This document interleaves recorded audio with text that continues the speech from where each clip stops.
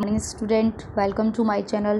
बेटा आज आपकी डेट है 30 सितंबर 2020। क्लास 9th के लिए वर्कशीट आई है साइंस की, वर्कशीट नंबर 38। चलिए स्टार्ट करते हैं। आज की वर्कशीट में बल और गति के नियम के बारे में बताया गया है। चलिए स्टार्ट करते हैं हम। वस्तु को चलाने, रोकने, गति की दिशा या आकार बदलने के लिए हमें बल लगाने की आवश्यकता होती है, जैसे कि रबर बैंड को खींचना, ट्रॉली को धकेलना, चलती कार में ब्रेक लगना, आटा गूंदना एट्सेट्रा।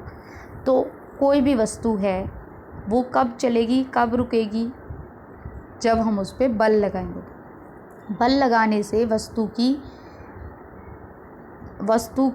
की जो आकृति होती है वो चेंज हो जाती है। ठीक है बेटा, पोजीशन चेंज हो जाती है। आगे बढ़ते हैं। लेकिन कई बार क्या होता है, वस्तु पर बहुत बल लगाने पर भी कोई गति नहीं होती। आपने देखा होगा दीवार है, दीवार पे आप कितना भी बल लगाओ कुछ चेंज आएगा? दीवार में नहीं आएगा। जैसे कि दो व्यक्ति भारी मेज की विपरीत तरफ से धक्का दे रहे हैं। ये मेज है और ये यहाँ से धक्का दे रहा है, ये यहाँ से धक्का दे रहा है। अगर दोनों का धक्का का जो बल है वो बराबर होगा तो क्या होगा, ये जो टेबल है ये यहीं की यहीं रहेगी, कहीं शिफ्ट ही नहीं होगी। रस्साकसी में खेल में दोनों तरफ के खिलाड़ी एक जैसा बल लगाएं। अब ये भी सेम बल से खींच रहे हैं, ये भी सेम बल से 300 न्यूटन। तो क्या ये रस्सी खिसकेगी? नहीं खिसकेगी, जहाँ थी वहीं की वहीं रहेगी। चलिए, रस्सी बिल्कुल नहीं हिलती है। जब दोनों व्यक्ति या टीम विपरीत तरफ से बराबर बल लगाते हैं तो उनके बल आपस में ख़त्म होकर शून्य हो जाते हैं। ठीक है बेटा, जब इक्वल बल लगता है, बराबर बल लगता है तो उनका बल क्या हो जाता है? शून्य हो जाता है। ऐसे बल को क्या कहते हैं? संतुलित बल। ठीक है। मेज या रस्सी तभी हिलती है जब दोनों व्यक्ति या खिलाड़ी एक ही दिशा में बल लगाएं या एक तरफ का बल दूसरी तरफ के बल से ज़्यादा हो। मतलब एक इतना बल लगा रहा है, मान लो 100 न्यूटन का बल लगा रहा है, दूसरा 200 न्यूटन का बल लगा रहा है, तो हमारा जो ऑब्जेक्ट है, मान लो यहाँ टेबल है, तो वो शिफ्ट हो जाएगी इधर। ठीक है। तो ये वाला बल जो क्या कहलाता है? असंतुलित बल, जब एक तरफ का बल दूसरी तरफ के बल से ज़्यादा होता है। चलिए आगे बढ़ते हैं।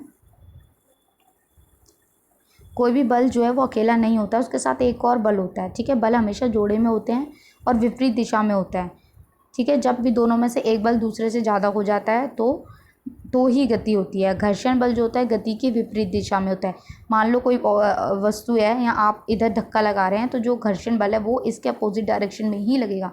जैसे ये देखिए, ये टेबल है, ठीक है, ये वस्तु का भार है, ये भार इधर की तरफ फोर्स हो रहा है और इधर टेबल का अभिकर्ता बल, ये आर रिएक्शनल बल होता है। ठीक है बेटा। चलिए अब हम क्वेश्चन देखते हैं। फर्स्ट क्वेश्चन, बल क्या क्या कार्य कर सकता है, उदाहरण सहित लिखिए। इसका आपके में ही आंसर दिया हुआ है, एग्जैक्ट आप यहाँ से लिखिएगा। किसी भी वस्तु को चलाने, रोकने या दिशा या आकार बदलने के लिए हमें बल लगाने की आवश्यकता होती है। फॉर एग्जांपल, रबर बैंड को खींचना, ट्रॉली को धकेलना, चलती कार में ब्रेक लगाकर रोकना, आटा गूंदना। ये आपका बेटा फर्स्ट का आंसर हो जाएगा, यहाँ से यहाँ तक आप यहाँ से कर लीजिएगा। चलिए सेकंड देखते हैं। सेकंड क्वेश्चन देखिए बेटा, घर्षण बल किस दिशा में कार्य करता है? घर्षण बल विपरीत दिशा में काम करता है, गति की विपरीत दिशा में काम करता है। सेकंड का आंसर।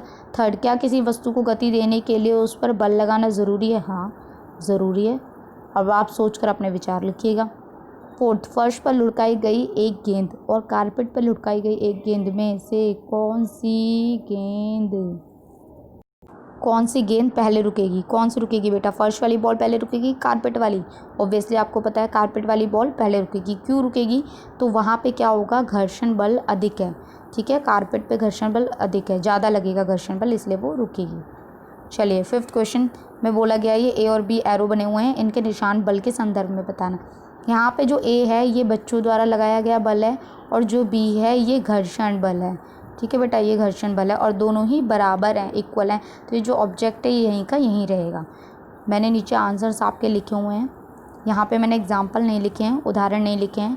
उदाहरण ऊपर मैंने बता दिए हैं, वहाँ से आप लिख लेना। ठीक है बेटा, सारे आंसर्स मैंने लिख रखे हैं। आई होप आपको वीडियो पसंद आई हो, समझ आई हो। और भी वीडियो आपको मिलती रहें, इसके लिए मेरे चैनल को सब्सक्राइब कीजिए, लाइक कीजिए, कमेंट कीजिए। थैंक